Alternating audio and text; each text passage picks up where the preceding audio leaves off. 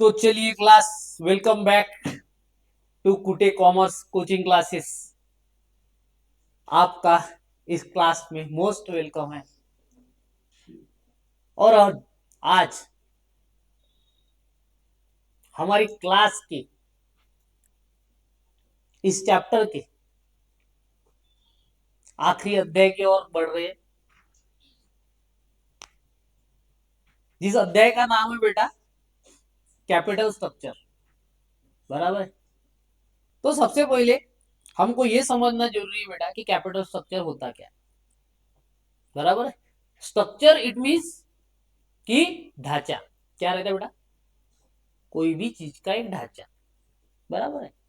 तो capital structure हम जब भी पढ़ते तो हमको ये पहले समझना जरूरी है बेटा कि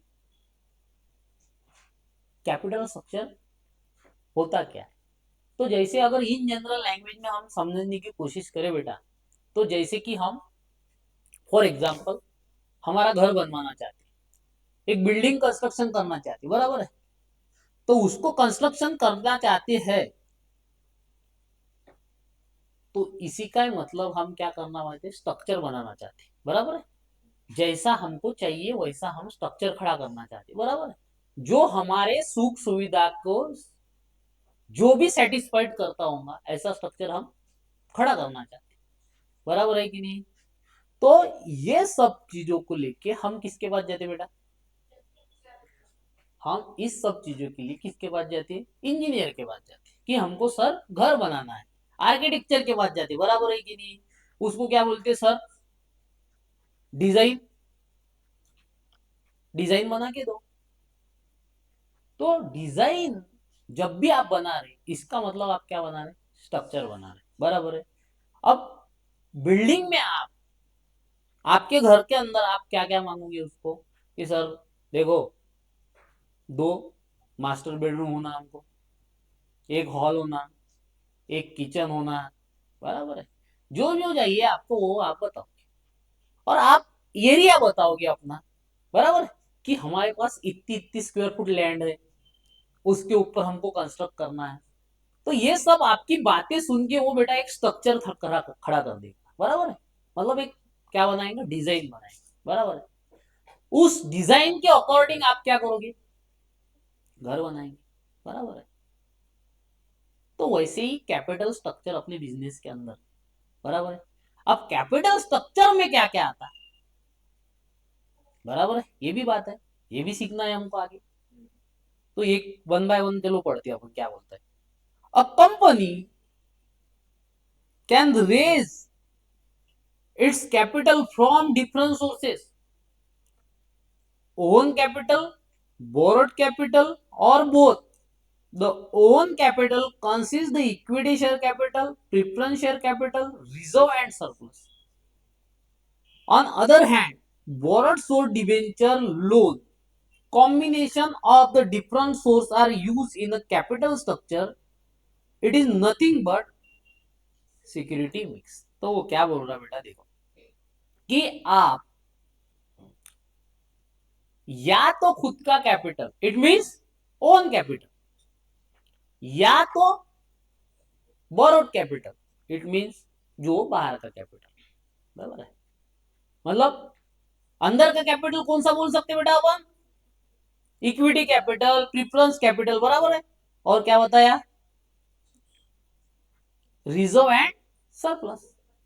दूसरा जो बोरोड कैपिटल बताया बेटा उसमें क्या बताया, डिबेंचर एंड लोन्स। तो चलो आगे क्या बोलता है, capital structure mix up various source of fund in desired proportion to decide the capital structure means the decide upon the ratio different types of capital।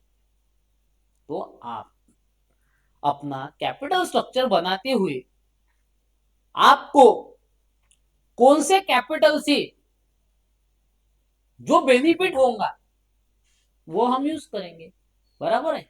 कि जैसे हमने क्लास में पीछे देखा था बेटा कि हम जब भी बाहर से पैसा ला रहे हैं तो हम ये सोच के ला रहे हैं कि उसकी कॉस्ट ऑफ कैपिटल क्या होना, कम होना, ताकि हमको क्या मिलेगा, बेनिफिट मिलेगा। बराबर है कि नहीं।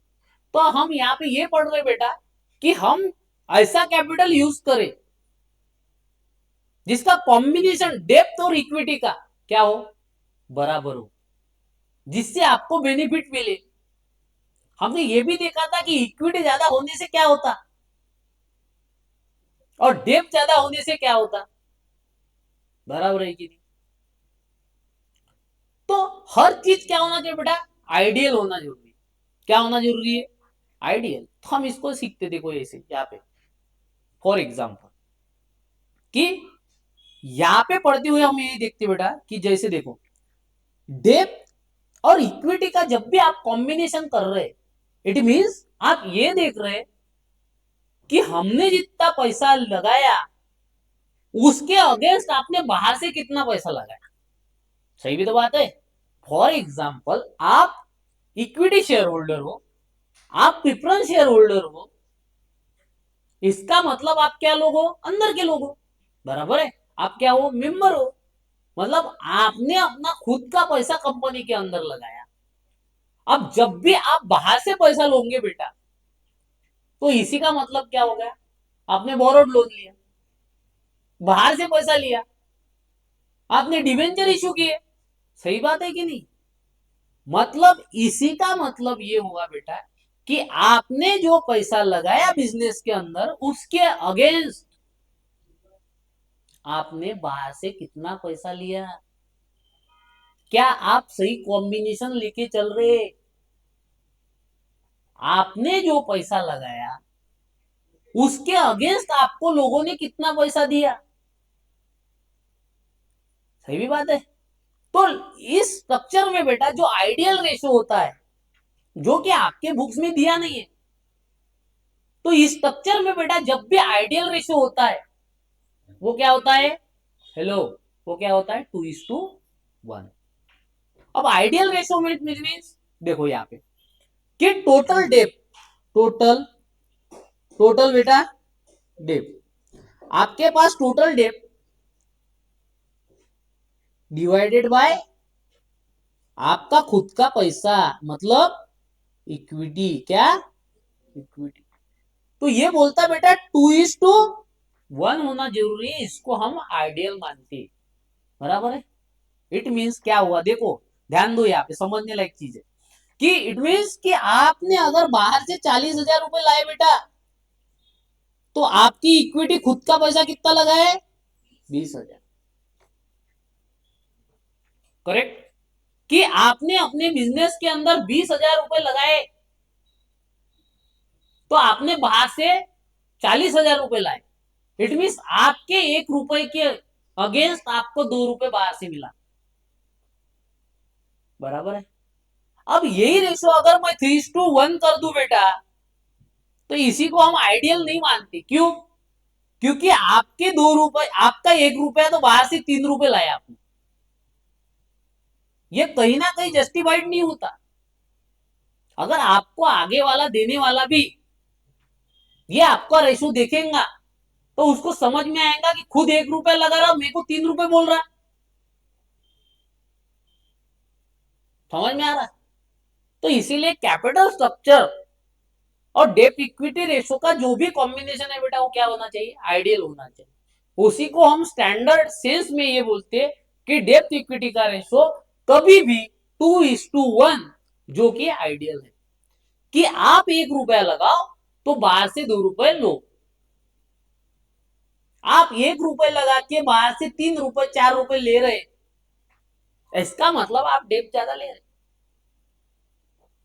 इसका मतलब आप कर्जा ज्यादा ले रहे, इसी का मतलब आपको इंटरेस्ट ज्यादा पेड करना पड़ेगा, और इंटरेस्ट तो देना बेटा मैंडेटरी है। सही बात है कि नहीं। तो जब भी आप अपना कैपिटल स्ट्रक्चर जब भी खड़ा कर रहे, तो आपको ये ध्यान में रखना पड़ेगा बेटा कि डेप्थ और इक्विटी का कॉम्बिनेशन आइडियल होना जरूरी है। हमको यही क्लास में अभी सीखना पड़ेगा प्रैक्टिकल इंपैक्ट बेटा, जब आगे जाके आप काम करोगे तो आपको ये चीजें समझनी जरूरी है। ये अंडरस्टैंडिंग होनी नहीं होंगी आपको, तो आगे काम चलने वाला नहीं बेटा। सिर्फ इतना पढ़ के हम नहीं छोड़ सकते कि कैपिटल स्ट्रक्चर होता क्या है, इसको हमको समझना पड़ेगा अंदर तक जाके कि कैपिटल स्ट्रक्चर होता क्या है, कॉम्बिनेशन क्या होता कैपिटल स्ट्रक्चर का, डेप्थ इक्विटी रेशो क्या रहता। जब भी हम कोई कंपनी के शेयर भी परचेस करते तो हमने ये भी पढ़ा था बेटा कि हम उसका डेप्थ इक्विटी रेशो देखते कि भैया तूने पैसा कितना लगाया, हमको कितना मांग रहा, या तूने पैसा कितना लगाया और तू लोगों को कितना मांग रहा, तेरे पास पैसे कितने हैं और कर्जा कितना है, ये हमको देखना है।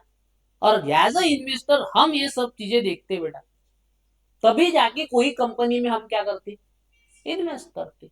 अब तुम्हारा डेप्थ इक्विटी रेशो अगर आइडियल नहीं है तो कल जाके आप किसी को पैसा मांग सकते क्या, नहीं, क्योंकि डेप्थ इक्विटी रेशो ही आपका आइडियल नहीं, तो आप किस मुंह से किसी को पैसा मांगोगे। तो आपको रेशो समझना जरूरी है। तो रेशो समझाएगा बेटा, देखो रेशो क्या समझा यहाँ पे दिखा, देखो मतलब आप 2 रुपए मांगोगे किसी को तो आपका 1 रुपया लगा होना जरूरी, आपका 1 रुपया लगा होगा तो आप 2 रुपए ले सकते।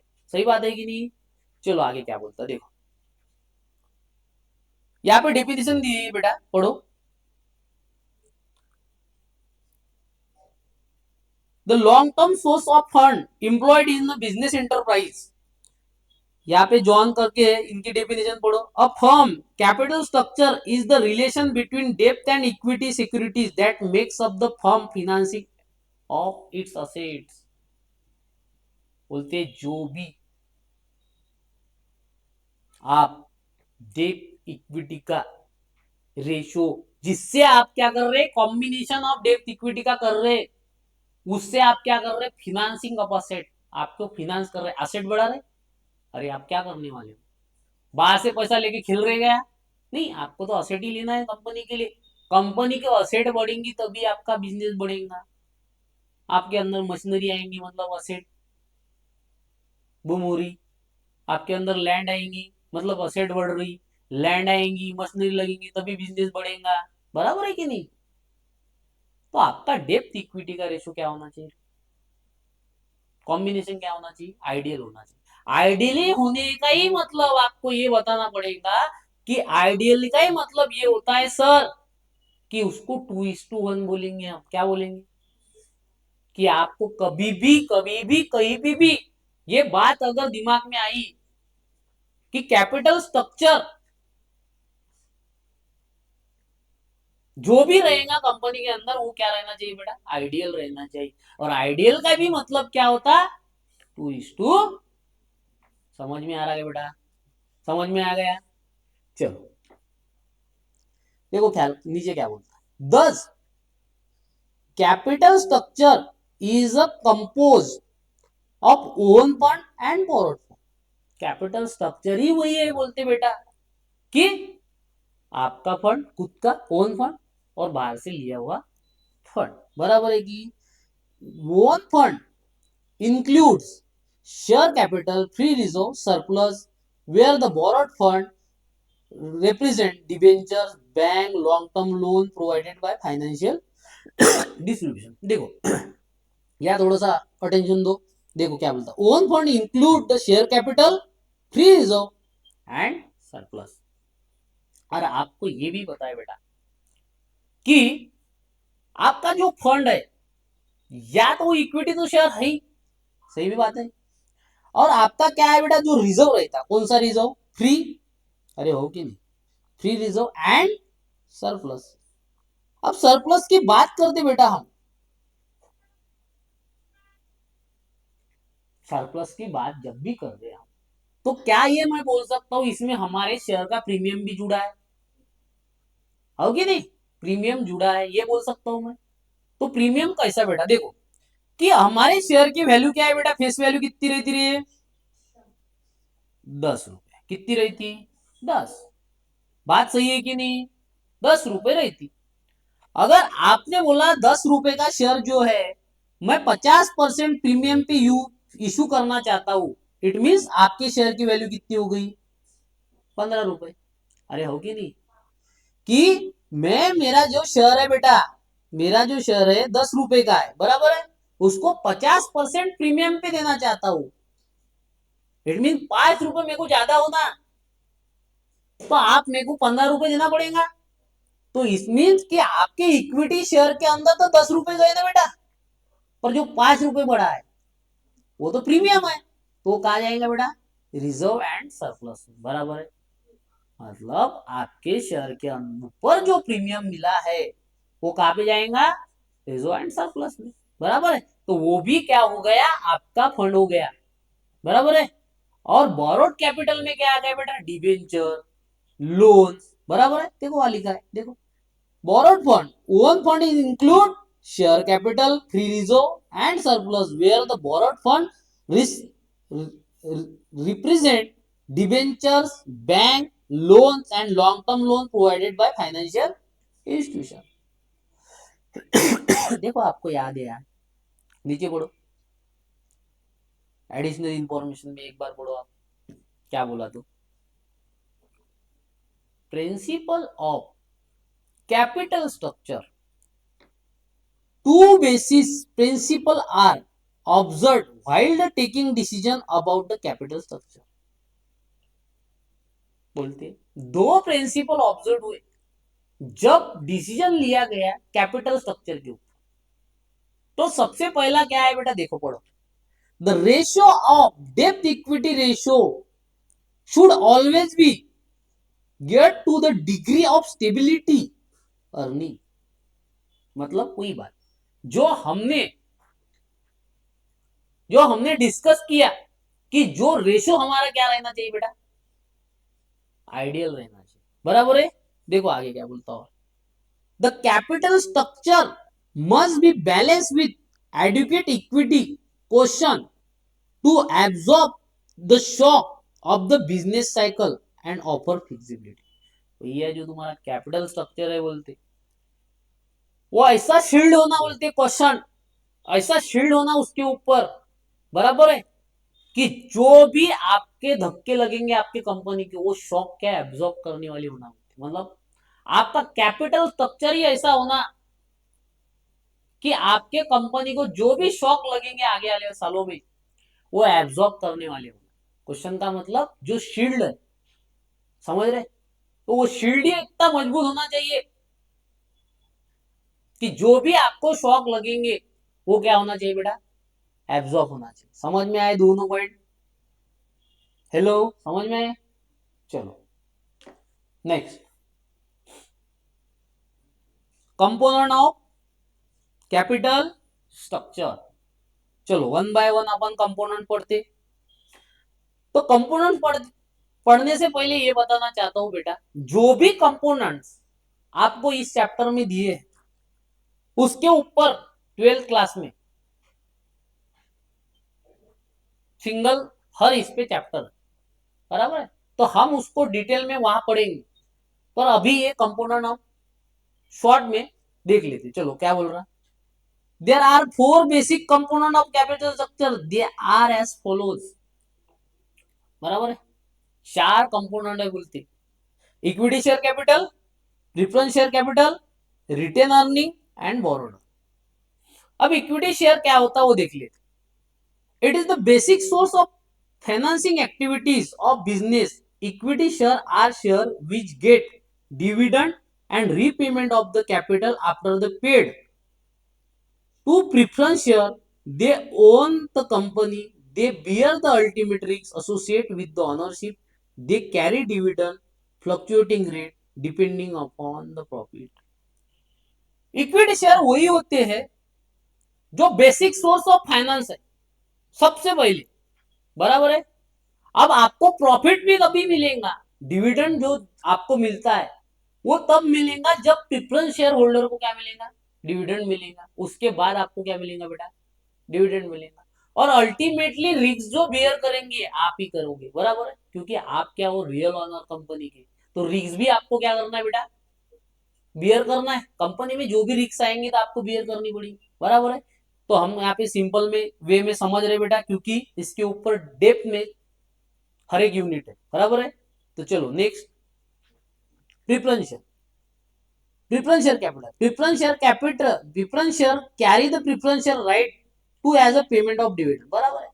प्रिफरेंस शेयर कैपिटल वही होता है जो क्या करता, कैरी करता प्रिफरेंशियल राइट।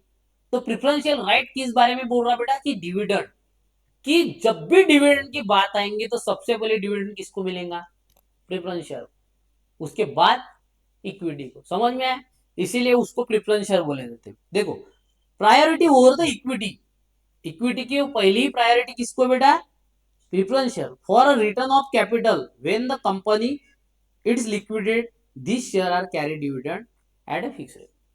प्रिफरेंस शेयर को डिविडेंड जो भी मिलता बेटा वो फिक्स रेट से रहता, और इक्विटी शेयर को फ्लक्चुएटिंग रेट से। और जब भी आपकी कंपनी फॉर एग्जांपल लिक्विडेशन को गई, लिक्विडेशन इट मींस कि बंद होने का टाइम आ गया, वाइंडिंग अप होने का टाइम आ गया, डिसोल्यूशन होने का टाइम आ गया, उस टाइम पे आपको अपना कैपिटल तो चाहिए, आपने जो पैसा लगाया, बराबर है, कि चलो भैया ये पूरी मशीनरी लैंड वैंड सब बेच दो, जो भी पैसा रिकवर होगा हमको वापस दो, बराबर है कि नहीं, बिजनेस तो ठप हो चुका है, अब जितने निकलते उतने निकालो, बराबर है। तो इस समय के टाइम पे आपको भी सबसे पहले प्रेफरेंस दिया जाएगा इक्विटी से पहले, इक्विटी से पहले आपको पैसा मिलेगा, बाद में रियल ऑनर को मिलेगा, बराबर है। क्यों, जब प्रॉफिट हो रहा था बेटा तो आपने क्या फिक्स रेट ऑफ डिविडेंड से दिया हमको, बराबर है कि नहीं, आपने तो अनलिमिटेड लिया ना, इक्विटी शेयर होल्डर तो अनलिमिटेड ले रहे क्योंकि फ्लक्चुएटिंग ऑफ डिविडेंड है। जब भी प्रेफरेंस शेयर की बारी आए, या तो डिविडेंड या तो कंपनी लिक्विडेशन पे गई है, उस समय आपका पहला नंबर लगेगा। आप जब भी लाइन में लगोगे तो प्रेफरेंस शेयर होल्डर का पहला नंबर लगेगा, कौन सी रेंज में बेटा, शेयर होल्डर की रेंज में। नहीं तो आपको तो पता है सब बात, कि जब भी कंपनी लिक्विडेशन में जाती है तो सबसे पहले नंबर किसका लगता बेटा, प्रेफरेंस शेयर क्रेडिटर का लगता, उसके बाद सिक्योर्ड क्रेडिटर, उसके बाद अनसिक्योर्ड क्रेडिटर, उसके बाद आता बेटा प्रेफरेंस शेयर होल्डर, उसके बाद आता बेटा इक्विटी शेयर होल्डर। जब भी प्रशांत बटेगा तो इक्विटी शेयर होल्डर एकदम पीछे दिखेगा। समझ में आ रहा, चलो आगे। अब रिटेन अर्निंग बोला बेटा यहाँ पे, it's the internal source of financing, it is nothing but plumbing back profit. अब इसको क्या बोलते बेटा, देखो आप बिजनेस कर रहे, बिजनेस से आपने पैसा कमाया, बराबर है, पैसा कमाने के बाद आपने डिविडेंड बांट दिया, बांटने के बाद फिर भी पैसा आपके पास बचा है, तो आप क्या करोगे, उसको फिर से बिजनेस में लगाओगे। तो जो भी पैसा आपके पाइपलाइन में, उसको फिर से बैक अपने बिजनेस में करो। सही भी बात है, करना भी चाहिए। आपको बिजनेस बढ़ाना है तो आप अपने प्रॉफिट को ऐसे रखोगे क्या, नहीं रखोगे, आप बिजनेस में लगाओगे तभी आपका बिजनेस क्या होगा, बढ़ेगा बेटा। तो इसी को हम पंपिंग ब्लैक प्रॉफिट बोलते, रिटेन अर्निंग। जो भी हमने क्या किया बेटा, कमाया, उसको हमने रिटेन किया, रिटेन इट मींस कि फिर से बिजनेस में डाला। समझ में आया क्या, चलो इसको भी आगे और डिटेल में पढ़ेंगे आने वाले चैप्टर में। चलो आगे देखो, borrowed capital, it's content of the following. वह बोरोड कैपिटल में क्या दिया बेटा, डिबेंचर और टर्म्स लोन। देखो, debenture it means it is the acknowledgement of a loan raised by the company has to pay interest at agreed rate। Debenture वही होती है जो कंपनी बाहर से लोन लेती, उसके against fix rate of interest उनको देते। समझ में आया, तो डिबेंचर इज नथिंग बट क्या रहता बेटा, एक सर्टिफिकेट रहता कि एविडेंस था, बराबर, एक एग्रीमेंट रहता कि आपने जो हमको पैसे दिए उस पे हम आपको इतने इतने परसेंट इंटरेस्ट देंगे, उसमें डेट डली रहेंगी, जब भी रीपेमेंट होगा उसकी भी डेट रहेंगी कि 5 साल के लिए, 10 साल के लिए, बराबर है। चलो, टर्म लोन, और term loans are provided by the bank and other financial institution, they carry the fix rate of interest. तो टर्म लोन क्या है बोलते आपने जो भी लोन बैंक से लिया उसी को क्या बोलते हैं, हम लोग to understand the about the concept we shall consider the following balance sheet and calculate the values. बोलते जब भी तुमने सब कुछ ऊपर जो पढ़ा बेटा, उसके लिए हमको अंडरस्टैंड करने के लिए हमको क्या नीचे दी गई बैलेंस शीट देखना जरूरी है। चलो हम बैलेंस शीट देख लेते, इसकी मनोकामना पूरी कर देते हम। चलो balance sheet of ABC company limited as on 31 March 19। देखो अब आपने कैपिटल स्ट्रक्चर पढ़ा बेटा, इतना अच्छा कैपिटल स्ट्रक्चर आपने पढ़ा, अब बैलेंस शीट देख के बताओ बड़ा कि कैपिटल स्ट्रक्चर क्या होना चाहिए। अब कैपिटल स्ट्रक्चर में क्या क्या लेंगे ऊपर से अपन बैलेंस शीट में से, देखो शेयर कैपिटल लेंगे, इक्विटी शेयर कैपिटल लेंगे क्या आप, लोगे सर। प्रिफरेंस शेयर कैपिटल लोगे क्या, लेंगे सर। रिजर्व लेंगे क्या, लेंगे सर। डिवेंचर लेंगे क्या, यस सर। कि कैपिटल स्ट्रक्चर हमने जब भी पढ़ा था कि ideal capital structure balancing of equity and डेब्ट, तो हमको कैपिटल स्ट्रक्चर देखते हुए शेयर कैपिटल प्लस डेब्ट देखना जरूरी है। तो देखो अपने इसमें देखा है कैपिटल शेयर कैपिटल में देखो कौन से शेयर है, 1 लाख के कौन से है बेटा, इक्विटी।